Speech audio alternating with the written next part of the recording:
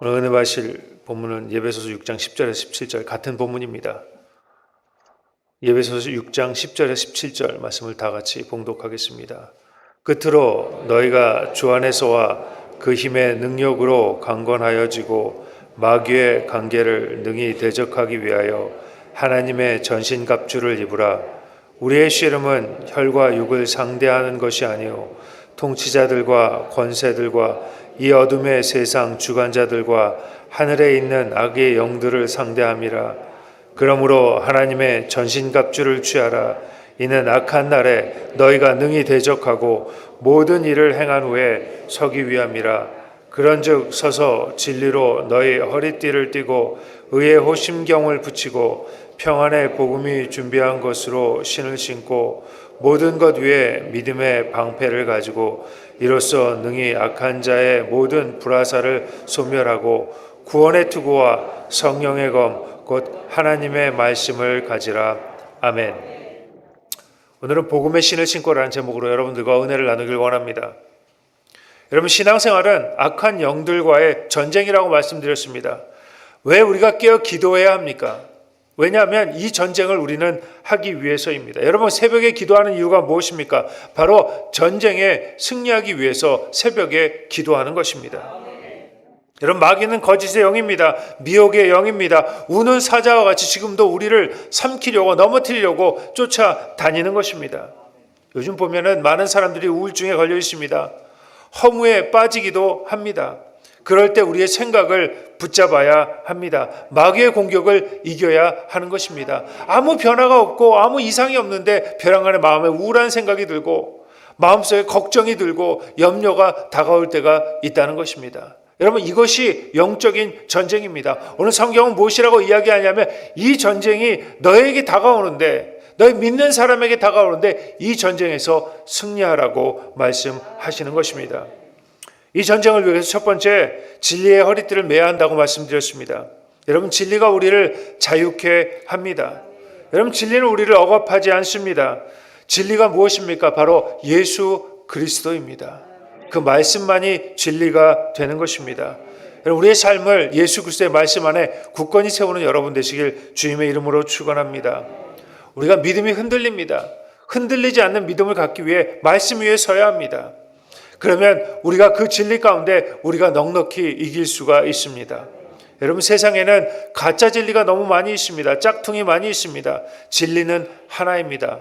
예수 그리스도의 말씀입니다. 때때로 우리 삶 가운데 의심이 다가옵니다. 분명히 주님께서는 이렇게 말씀하셨는데 거기에 대한 의심이 다가온다는 겁니다. 성경에 뭐라고 되어 있습니까? 무엇을 먹을까 걱정하지 말라고 이야기하는데 매일매일 걱정하는 것이 무엇입니까? 무엇을 먹을까? 경제적인 것 두려워합니다. 내일 일을 걱정합니다. 성경에 뭐라고 이야기했습니까? 내일 일을 걱정하지 말라, 염려하지 말라고 하였음에도 불구하고 매일매일 염려가, 걱정과 근심이 다가오는 것입니다. 그럴 때 어떻게 합니까? 말씀을 붙잡는 겁니다. 다른 것 하는 것이 아니라 의심이 다가올 때 말씀을 붙잡으십시오. 유혹이 다가올 때 어떻게 합니까? 말씀을 붙잡는 것입니다. 걱정과 염려와 두려움이 다가올 때 말씀을 붙잡는 것입니다. 여러분, 진리의 허리띠를 매는 여러분 되시길 주님의 이름으로 축원합니다. 둘째는 의의 호심경이라고 말씀드렸습니다. 가슴을 막는 방패입니다. 여러분, 마귀는 불화살을 쏘면서 우리를 공격합니다. 여러분, 이 불화살에서 우리의 마음을 지켜야 합니다. 다시 말해서 우리의 생각을 지켜야 한다는 것입니다. 왜냐하면 이 마음속에 우리의 생각을 품고 있기 때문입니다. 마귀는 죄책감에 불화살을 쏘며 우리에게 달려듭니다. 우리 매일매일 실수합니다. 매일매일 넘어집니다. 안 그러려고 해도 계속해서 거짓말하고 또 잘못된 일을 행하는 것입니다. 그럴 때 어떡합니까? 죄책감이 들죠. 야, 나는 왜 이렇게 사는 걸까? 내가 주님의 사람으로 왜 이렇게 사는 걸까? 그럴 때 마귀가 거기에 죄책감에 화살을 쏘는 것입니다. 그리고 우리에게 달아오죠. 또 마귀가 무슨 화살을 쏩니까? 하나님께서 너를 벌하실 거야 라는 화살을 쏩니다. 여러분, 하나님은 우리를 벌하지 않으십니다. 우리를 용서하고 또 용서하고 용서해 주시는 것입니다. 여러분, 이렇게 마귀가 불화살을 쏘며 우리에게 달려들 때 마음을 지켜야 합니다. 그럴 때 어떻게 합니까? 내 죄를 인정하는 겁니다. 주님, 나는 이렇게 부족한 사람입니다. 죄를 인정하면 하나님의 의가 우리를 보호해 주십니다. 그리고 예수 그리스도의 십자가를 붙잡는 것입니다. 여러분, 저와 여러분은 의인이 될 수가 없습니다. 그럼에도 우리 주님께서 저와 여러분을 의인이라고 불러주십니다. 착해서가 아닙니다. 착각하면 큰일 납니다. 우리가 착해서 우리 주님께서 우리를 의인으로 불러준 것이 아닙니다. 많은 사람들이 그러죠. 교회 다니면 착해야 된다. 아닙니다. 교회 다니는 사람 중에서도 착하지 않은 사람 많이 있습니다. 열심히 살아서 아닙니다. 죄가 없어서가 아닙니다. 죄 가운데, 그런 부족한 가운데서도 주님께 나오는 그 모습, 우리 주님께서 그것을 보시고 우리를 의인이다 불러주시는 것입니다. 죄가 있을 때 어떻게 합니까? 주님께 나아가는 겁니다. 문제가 있을 때 어떻게 합니까? 주님께 나아가는 것입니다. 여러분, 의의 방패를 가슴에 매는 여러분 되시길 주님의 이름으로 축원합니다. 그래야 마귀가 불화살을 쏘며 우리에게 달려들 때 우리가 넉넉히 이길 수 있습니다. 세 번째는 바로 복음의 신을 신어야 합니다. 6장 15절에 평안의 복음이 준비한 것으로 신을 신고. 여러분, 이 세상은 가시밭길입니다. 돌짝밭입니다. 여러분, 이곳에서 우리가 무사히 걸어가기 위해서 주님께서 예비하신 평안의 복음의 그 예비한 신을 신어야 합니다. 첫 번째, 나의 신을 벗어야 합니다. 여러분, 신은 발만 보호하는 것이 아니라 우리 몸을 보호하는 것입니다. 발이 편해야 다닐 수 있고 발이 편해야 전쟁에서 승리할 수 있습니다. 발이 편해야 이리 뛰고 저리 뛰고 하면서 마귀의 공격을 피할 수도 있고 또 마귀에게 대적할 수도 있는 것입니다. 여러분, 신이 중요합니다. 그럼 이 신이 과연 무엇입니까? 이 신이라는 것은 자기 행위를 보호하는 수단을 이야기합니다.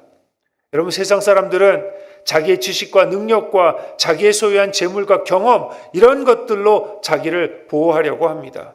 여러분, 이런 것들이 나를 보호한다고 믿고 사는 것은 굉장히 어리석은 일입니다. 여러분, 지식이 우리를 보호해 주지 못합니다. 요즘 우리는 과학과 지식의 시대에 살고 있다고 이야기합니다. 그래서 이 과학이나 이 지식이 우리를 지켜줄 수 있다고 생각하는 사람들이 많이 있습니다. 여러분, 아무리 과학이 발달하고 아무리 인공지능이 발달한다 하더라도 이런 것들이 우리를 절대로 지켜주지 못합니다.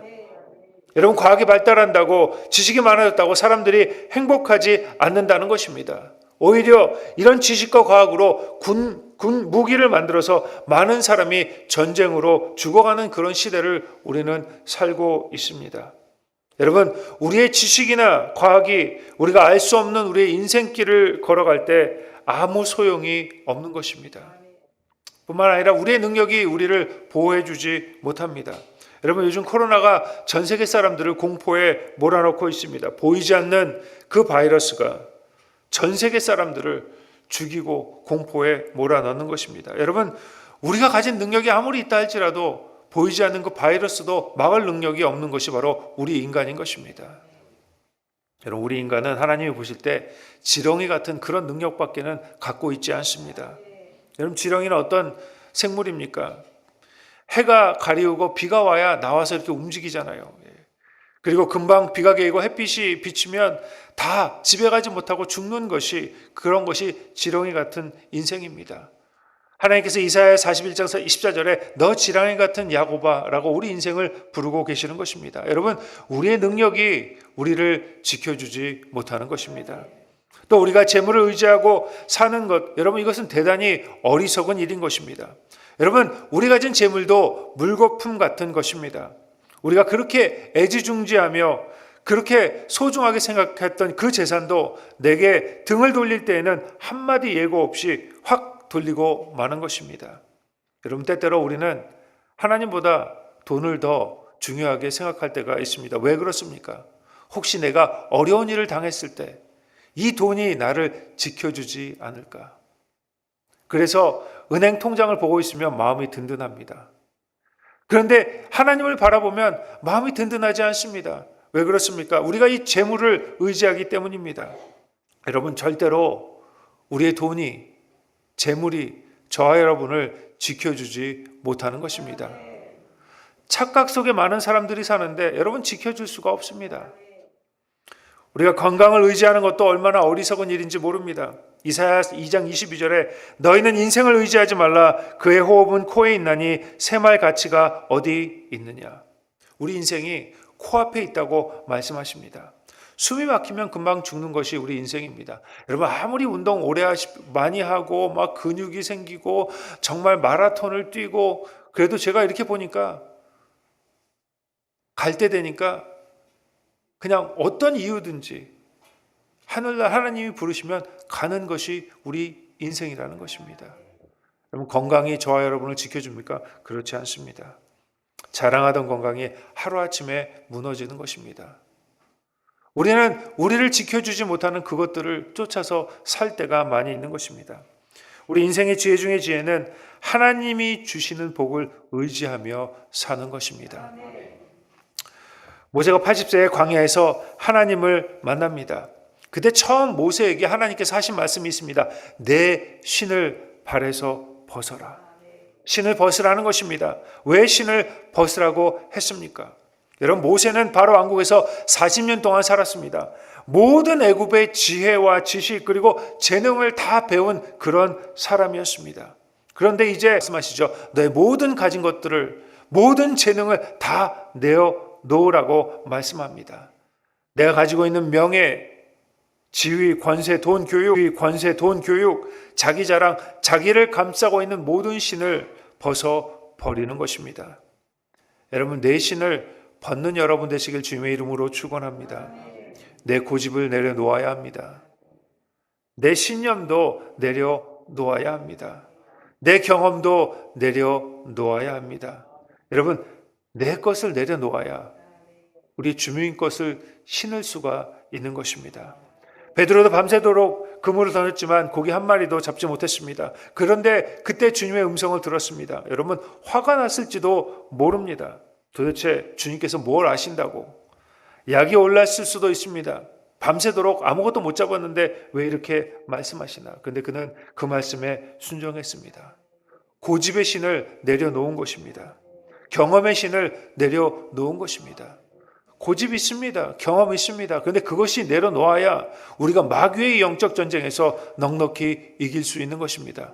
여러분 마귀가 우리를 공격해 올 때 우리가 꼭 가져야 하는 것 예수 그리스도의 복음의 신을 신어야 합니다. 근데 그것을 신기 위해서 먼저 나의 것을 내려놓아야 합니다. 여러분 주님께서는 우리를 억지로 우리의 신을 벗기지 않습니다. 그런데 우리가 영적 전쟁에서 이기기 위해 반드시 먼저 우리의 신을 벗어야 하는 것입니다. 두 번째, 평안의 복음의 신을 신어야 합니다. 여러분 이 세상에 평안을 줄 수 있는 것은 오직 하나님밖에 없습니다.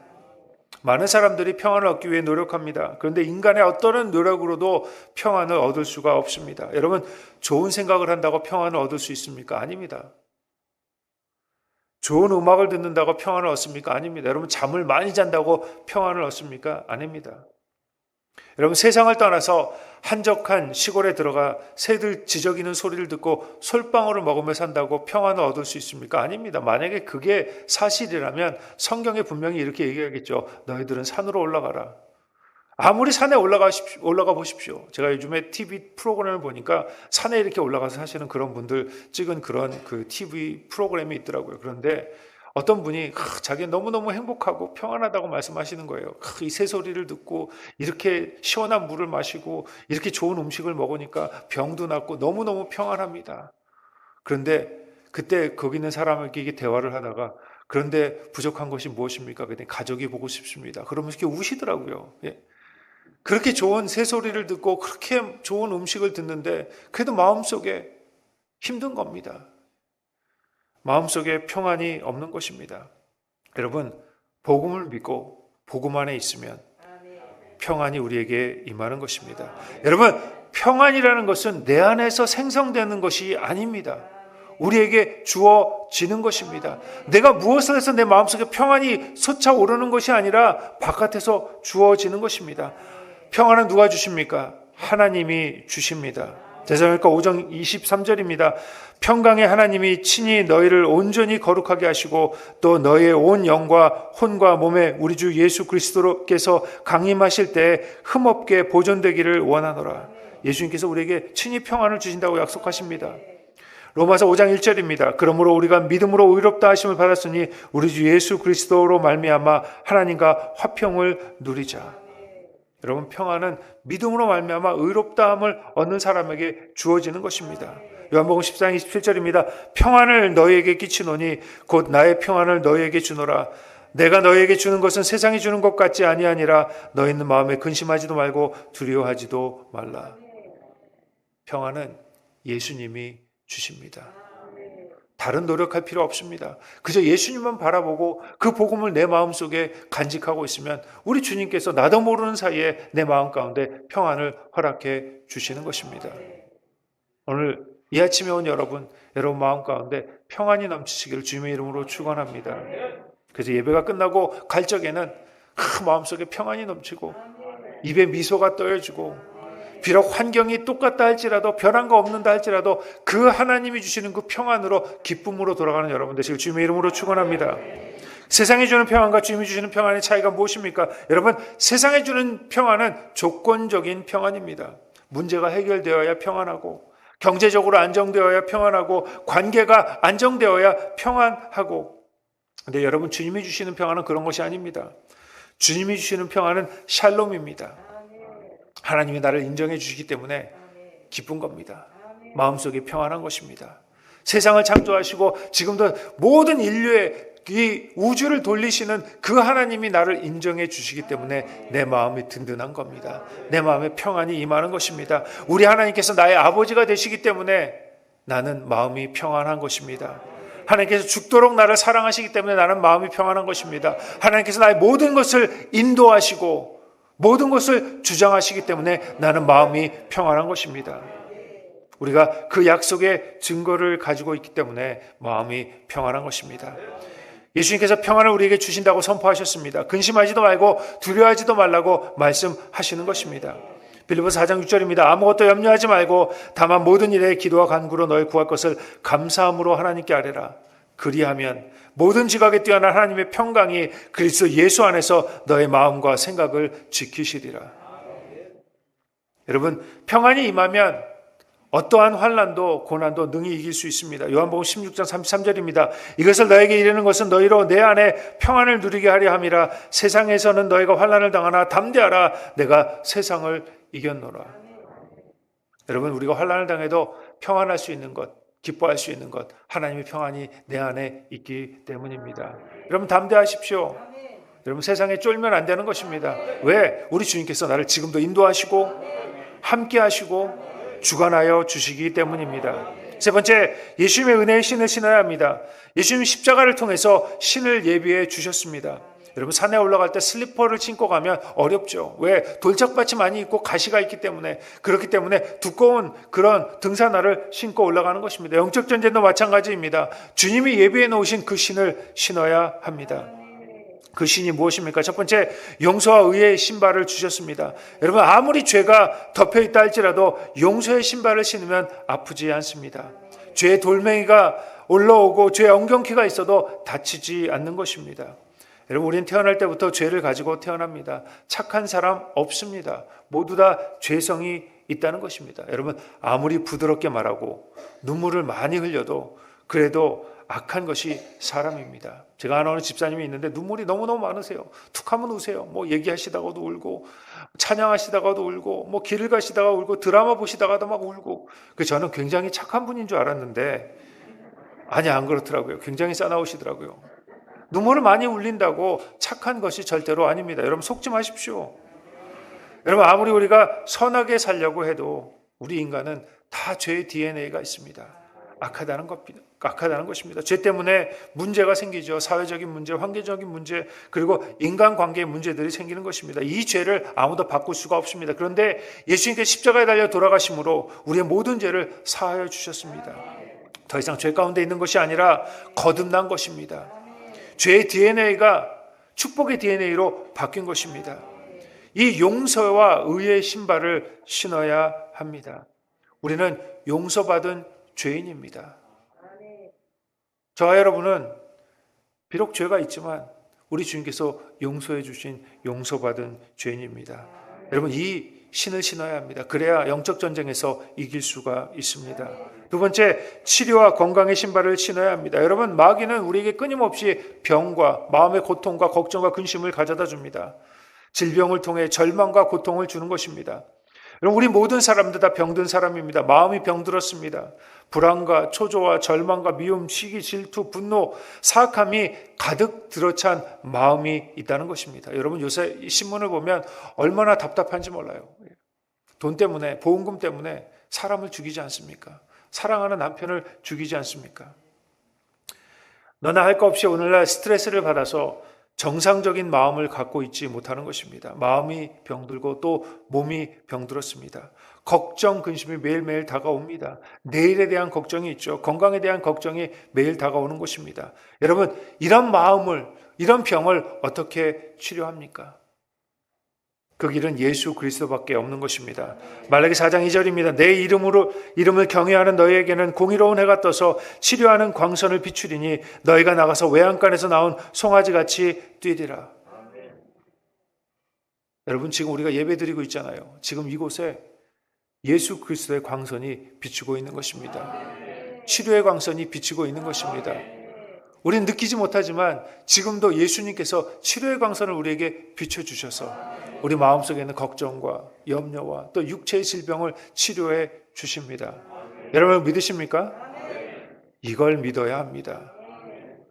이 신을 신어야 하는 것입니다. 이 믿음의 신을 신어야 병이 고침받고 내 마음속에 있는 걱정과 염려와 상처가 싹 깨끗하게 고침을 받는 것입니다. 여러분, 주님께서 그 비춰주시는 그 치료의 강산을 많이 받는 여러분 되시길 주님의 이름으로 축원합니다. 베드로전서 2장 24절입니다. 친히 나무에 달려 그 몸으로 우리 죄를 담당하셨으니 이는 우리로 죄에 대하여 죽고 의에 대하여 살게 하심이라. 그가 채찍에 맞음으로 너희는 나음을 얻었나니. 저는 이 말씀을 믿습니다. 우리가 예배 드릴 때 우리의 마음 가운데 있는 미움이 떠나갈 줄로 믿습니다. 우리 마음 가운데 있는 절망이 떠나갈 줄로 믿습니다. 우리 마음 가운데 있는 마음속에는 그 무거운 짐들이 떠나갈 줄로 믿습니다. 여러분, 치료의 건강의 신발을 신고 달려가는 여러분 되시길 주님의 이름으로 축원합니다.